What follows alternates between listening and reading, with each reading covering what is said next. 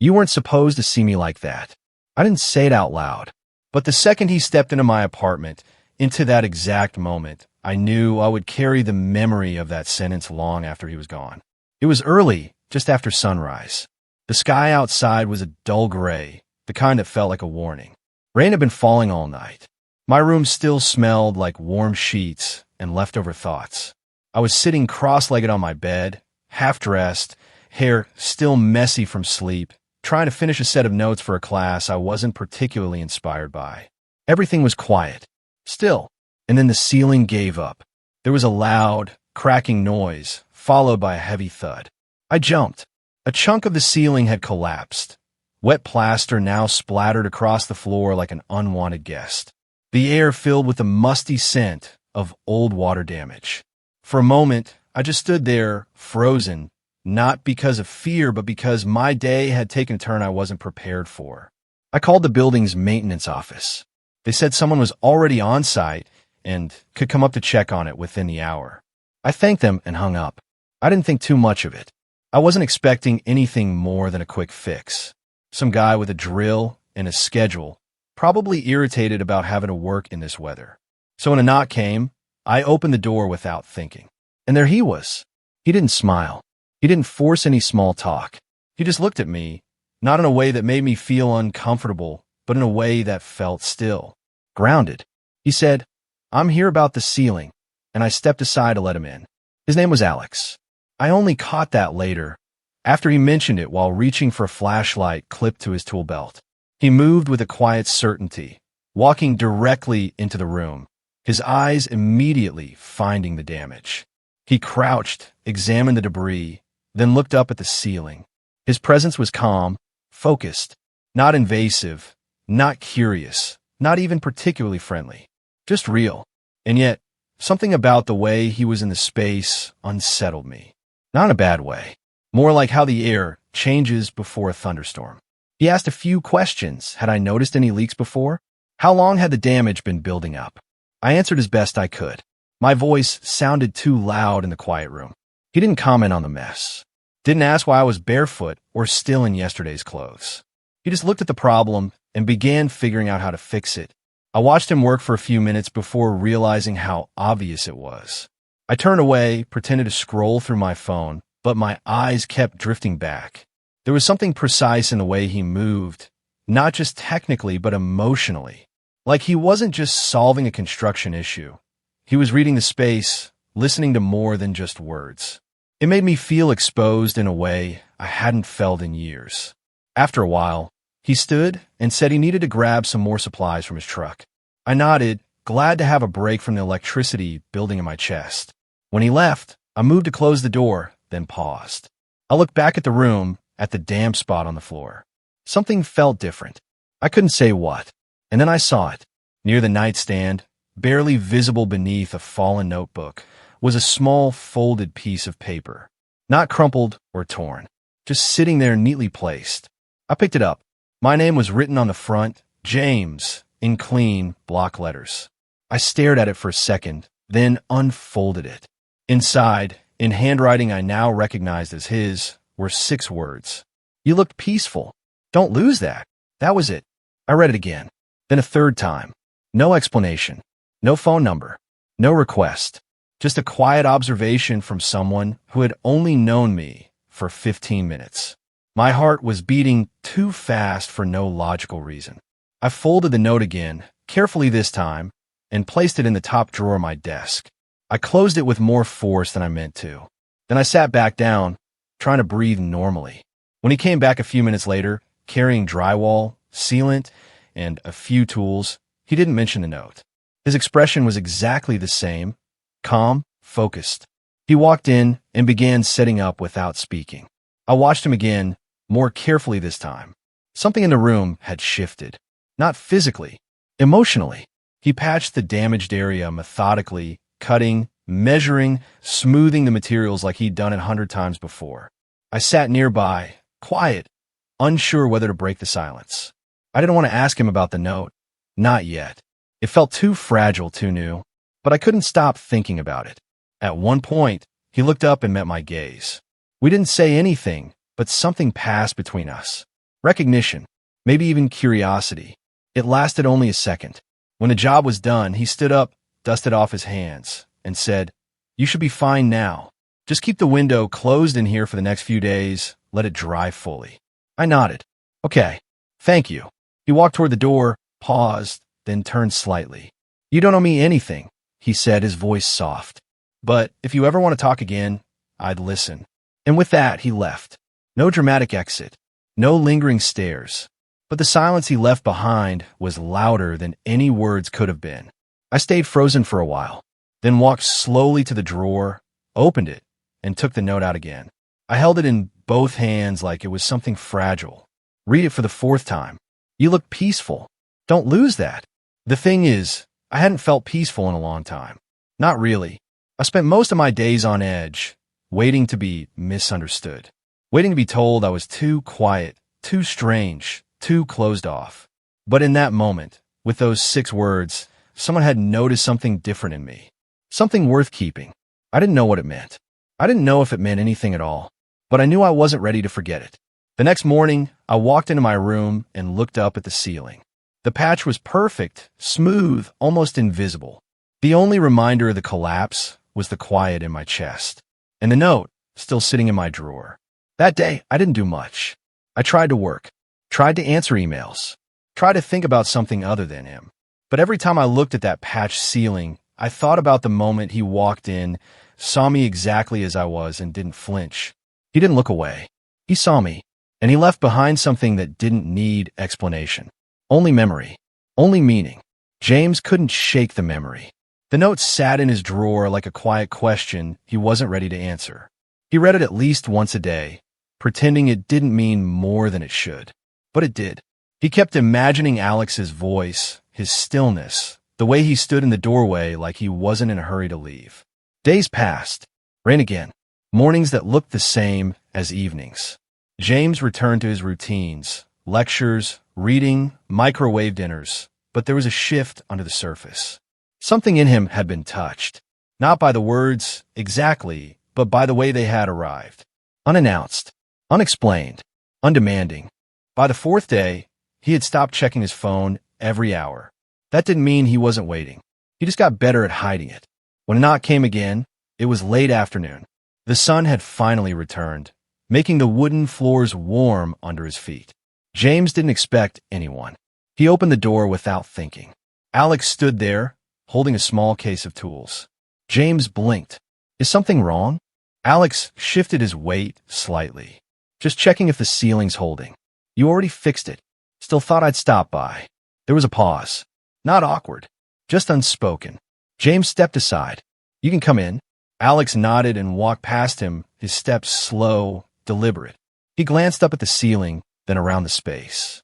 "Looks good," he said. "It does." James wasn't talking about the ceiling. Neither of them moved for a moment. "You left something last time," James said finally. Alex turned his head slightly, but didn't ask what. "The note," James continued. "I wasn't sure what to do with it." "You kept it." James nodded. "Did it bother you?" "No." Alex looked at him, then really looked. "I wasn't trying to make you uncomfortable. I just didn't want to leave without saying something real." "I know." They stood in silence again, but this time it was different, intentional, almost careful. James sat on the edge of his desk. "Do you do that often? Leave notes for people?" "No," Alex said. "Only once." James didn't know what to say to that, so he didn't. He just waited. Alex set the tool case down gently, like it wasn't the reason he came. "You look like someone trying hard to disappear." James glanced down at the floor. "I don't try. It just happens. You shouldn't have to try not to be seen." James let out a breath. "I think I forgot how not to hide." Alex leaned back against the wall, arms crossed, not in defense, but in thought. "Takes practice. I'm still figuring it out." James looked at him again. "You don't seem like someone who hides." "That's the trick," Alex said. "You get good at looking like you're not hiding." There was no judgment in his voice, only understanding. James folded his hands. "When did you learn that?" Alex didn't answer right away. "Probably around the time I realized it was safer to blend in than to be honest." James nodded slowly. "You mean about everything," Alex said. "What I feel, who I am, who I'm allowed to be in a room." James studied him. What changed? Alex's voice lowered. Walking into your room. You weren't performing. You weren't protecting. You were just there. And it reminded me what honesty looked like. James swallowed hard. He hadn't expected the conversation to go this way, but now that it had, he didn't want to retreat. It scared me, he admitted. What did? The way you looked at me. Why? Because I wasn't used to being seen like that. Alex took a step closer.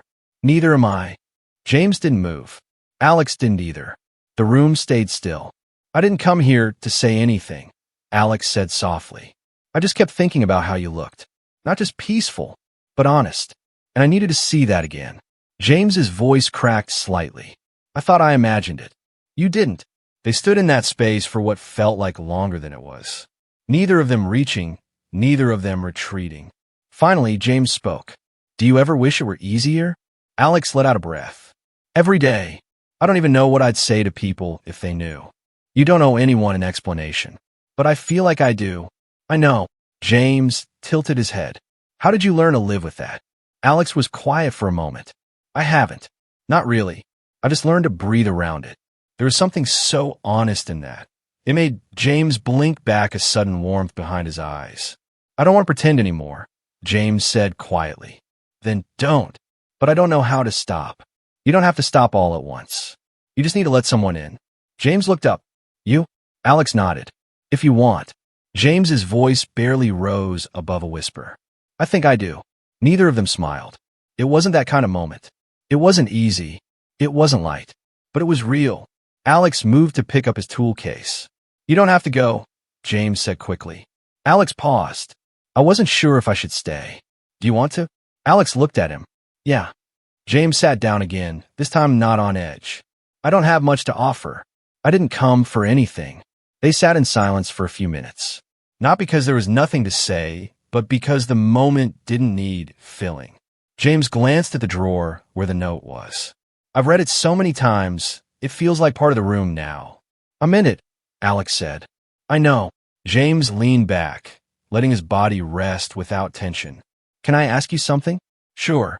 When did you know? About myself? Yeah. Alex sat down on the floor, back against the wall. I think I always did. But knowing and accepting are two different things. James nodded slowly. Same. Alex looked over. Who was the first person you told? You. They both let out a breath at the same time. James looked up at the patched ceiling. I don't think this was just a repair job. No, Alex said. I don't think it was either. James smiled slightly. You always go this deep with clients? Only the ones who keep the notes. James laughed just once. That wasn't fair. You knew what that would do to me. I hoped it would do something. It did. Outside, the sky had started to shift into the early stages of evening. The light bent low through the windows, casting a soft line across the floor. Alex stood slowly. I should go. James nodded, but didn't want to agree. I'm working nearby the rest of the week, Alex said. I might pass by. You should. I will. James walked him to the door. Before leaving, Alex turned back. For what it's worth, I think peace looks good on you. James didn't know how to respond, so he just watched as Alex walked away.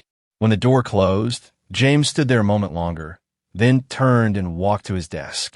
He opened the drawer, pulled out the note again, and held it like it was a new letter every time. He didn't know what would happen next, but for the first time in a long time, he wasn't afraid of being seen. James hadn't expected to see him again so soon. He had told himself not to watch the street, not to tune his ears to construction sounds drifting through the window. But some mornings, the noise came closer, more deliberate. That day, something about the way the voices echoed off the buildings made James pause at the window. On impulse, he grabbed a hoodie, stepped outside, and headed down the block, telling himself it was just for air.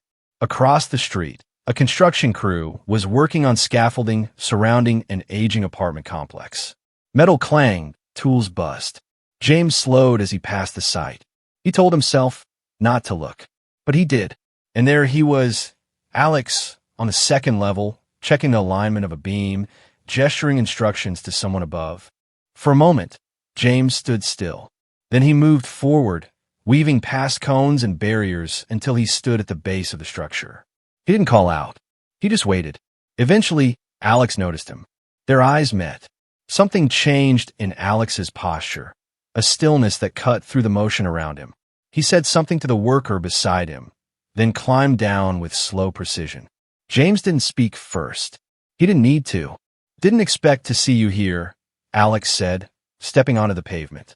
I was just walking, James replied. Then I saw you. Alex nodded. Want to step inside for a minute? There's a trailer out back. Quieter. James followed without hesitation. They weaved past equipment, stepped up into a temporary structure near the edge of the site. Inside was bare, a folding table, some crates, a coffee machine that looked half-functional. But none of that mattered. What mattered was the silence that wrapped around them as the door closed. For a long moment, neither of them said anything. James sat on the edge of the table. Alex leaned against the opposite wall. There was no pressure to fill the space. That, in itself, was a kind of trust. I wasn't planning on stopping, James said. But you did. James nodded. I wasn't sure if I should. I'm glad you did. James exhaled. I wasn't sure how real it was. What happened the other day? Alex looked at him. It was real. Even the note. Especially the note. James looked down at his hands. I don't usually let people that close. I know. And yet, you did. They sat again in that wordless understanding. Outside, metal clanked. Voices rose and fell. In the trailer, only calm. When I saw you the first time, Alex said, his voice low, steady. I wanted to stop hiding. James's eyes met his. The words weren't loud. They didn't need to be. There was no confession. Just clarity. I didn't know what I was feeling, James admitted. You don't have to name it. But I think I've been waiting for it. For someone to see you? Alex asked. James nodded, without asking me to explain. That's the only kind of seeing that matters. James swallowed. It felt like I was standing still, and the world finally paused long enough for someone else to notice.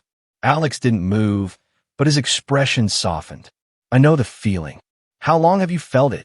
Long enough to learn how to ignore it. And did it work? No. James looked down. I've been quiet for a long time. Not because I had nothing to say, just because I didn't think anyone wanted to hear it. I'm listening now. James looked up. Why me? Alex took a breath. Because when I walked into your apartment, I saw someone being honest without trying. That's rare. Most of us were so many layers we forget what we look like underneath. But you weren't performing. You were just there. And that kind of truth, it pulls you in. James let the silence hold them for a while. I kept rereading that note, he said finally. Like it would change. Like it would mean something different if I understood it better. And did it? No. But I changed. Alex tilted his head.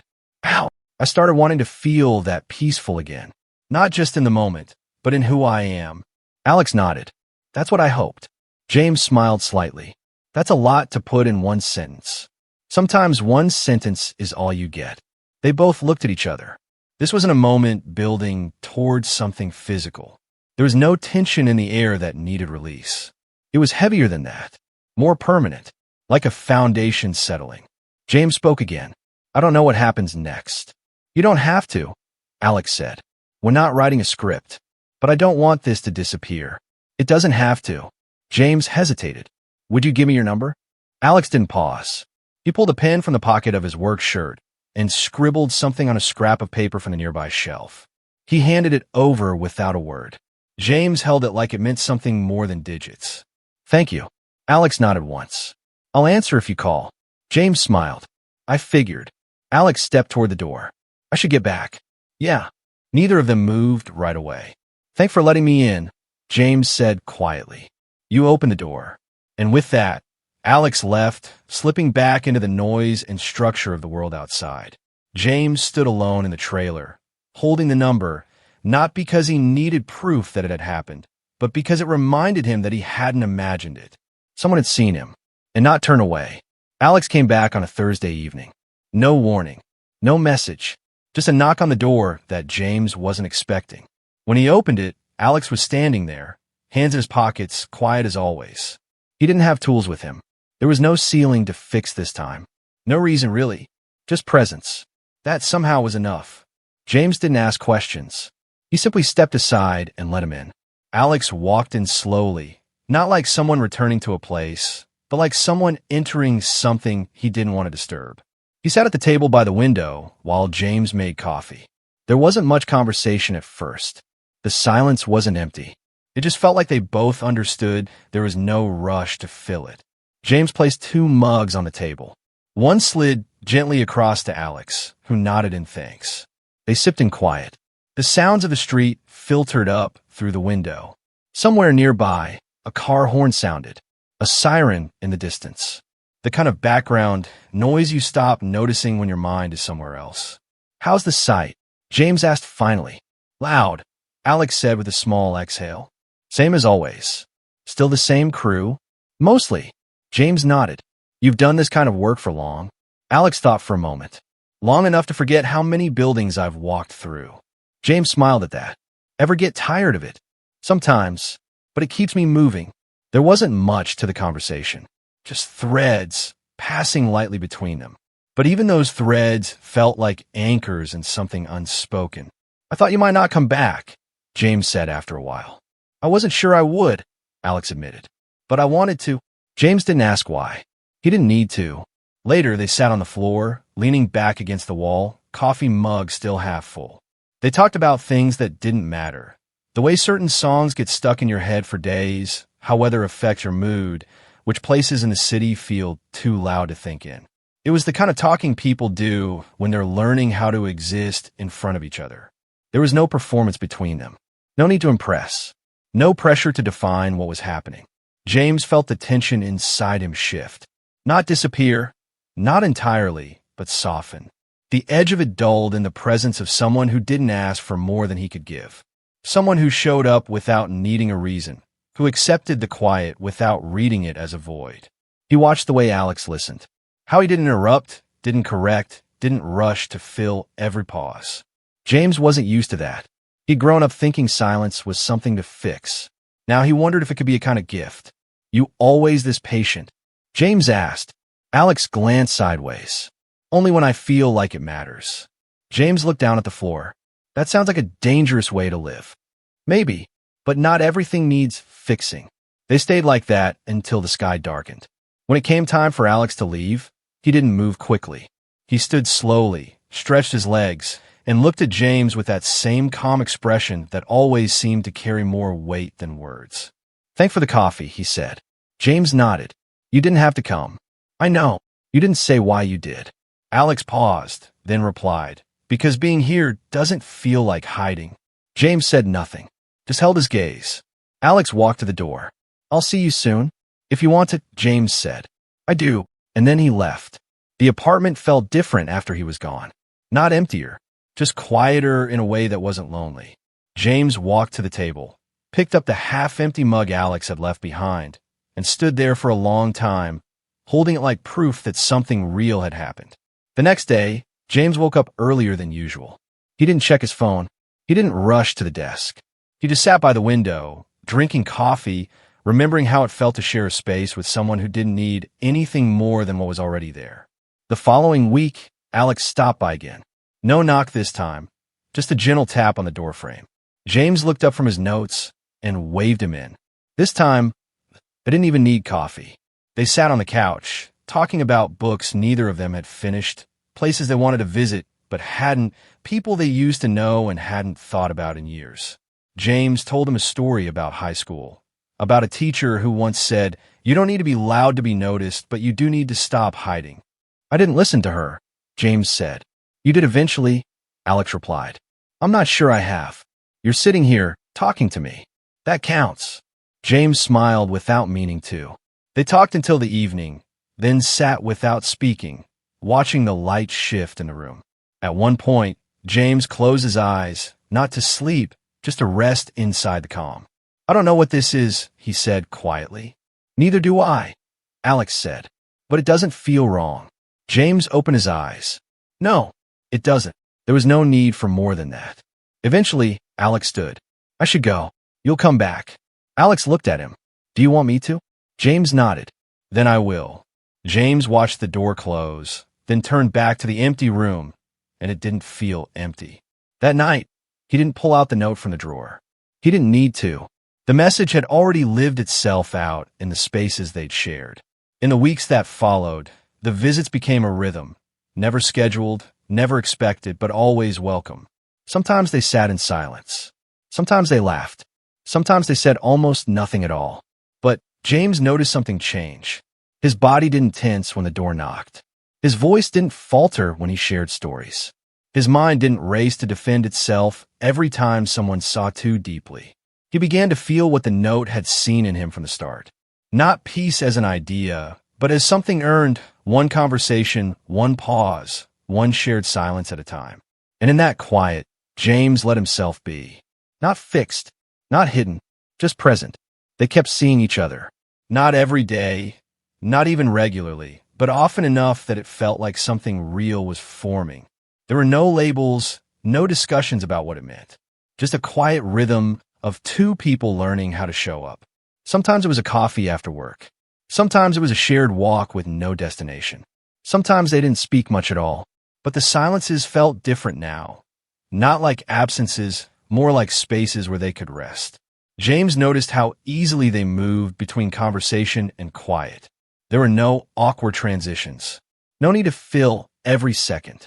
They'd sit for hours, sometimes exchanging only a few words, and yet James would feel more understood than he had in entire years of his life. One evening, they ended up on James's balcony with takeout containers between them. The city below hummed the way it always did. Not too loud, not too distant. Alex leaned back in the chair, legs stretched out, eyes half closed. James picked at the food, watching the sky shift colors. I used to think connection had to feel overwhelming, James said. Alex glanced over. And now I think I just wasn't used to calm. Alex didn't respond right away. Then he said, sometimes calm is louder than chaos. You just don't notice it until it stays. James nodded. I never stayed long enough to notice anything. Alex took a breath. You stayed with me. I did. Neither of them spoke after that for a long while. They developed a pattern that never felt like a routine. Sometimes Alex would show up unannounced with 2 paper cups of coffee. Sometimes James would message him late at night, not asking him to come over, just saying something like, could use your quiet. And Alex would reply, I've got some. It was enough. James started sleeping better. Not always, but more than he used to. His chest didn't feel as tight in the mornings. He wasn't constantly preparing for rejection or rehearsing apologies for who he was. He began letting people hear his voice more in class, raising his hand without measuring his tone. He didn't think of these changes as dramatic. They were barely noticeable to anyone else. But to him, they felt like tectonic shifts. It wasn't just that someone saw him. It was that someone stayed after seeing him. One rainy night, they sat inside James's apartment with the windows fogged over and the world outside hushed. James read a paragraph from a book out loud, one he hadn't shared with anyone before. When he finished, he looked over at Alex, who hadn't moved. That was good, Alex said. James set the book down. I used to hide everything, even the things I liked. Why? Because liking things made me visible. Alex didn't argue with that. After a while, he said, You're not hiding now. James turned toward him. No, I'm not. The words didn't need explanation. It was during one of these evenings, quiet, ordinary, that Alex said it. They'd been talking about nothing in particular. Traffic, work delays, a coffee shop that had closed too soon. James had been laughing at something Alex said when the laughter softened into a pause. Alex looked at him, not with intensity, but with a kind of stillness James now recognized. You're the first person who sees me like this, Alex said. James didn't answer right away. He didn't need to. The words settled between them with the weight of something unspoken for too long. When he finally did speak, James said, I've started learning not to hide. I think you had something to do with that. Alex nodded once. That was enough. They didn't touch, didn't lean in. There was no swelling music, no cinematic closure. Just two people quietly seeing each other across a short distance that no longer felt like a gap. James knew then that whatever this was, it wasn't something fleeting. It wasn't something waiting for a label to make it real. It had already begun. They continued like that, sharing spaces without expectation, listening more than they spoke, laughing more than they planned. There were moments when James caught himself wanting to define it, to name what they were becoming, but he never did. And Alex never asked. That, too, was part of the trust. One afternoon, they were walking through the park when James stopped near a bench. He looked at Alex and said, "I'm not waiting for it to fall apart anymore." Alex tilted his head. "Why not?" "Because I'm not bracing for impact every time you walk through the door." Alex smiled just slightly. "Good." They sat on the bench, shoulders apart, but comfortable. Kids played in the distance. The light was low. The world moved on, oblivious to the fact that something quiet and significant had just been said. James thought about all the versions of himself he'd left behind to get here. The guarded one, the one who spoke only in safe tones, the one who expected every conversation to turn. None of those versions would have believed in this. But this version was beginning too. Some nights, when he sat alone with a book or music, James would think about how it all started with a broken ceiling. A crack in something that had already been worn down by time. He thought about the silence that had followed. The way Alex had walked in, noticed him, and didn't try to fix what didn't need fixing. There was something poetic about it. But James didn't need poetry anymore. He just needed what they had now. Not perfect, not loud, not finished, but steady, growing. Enough.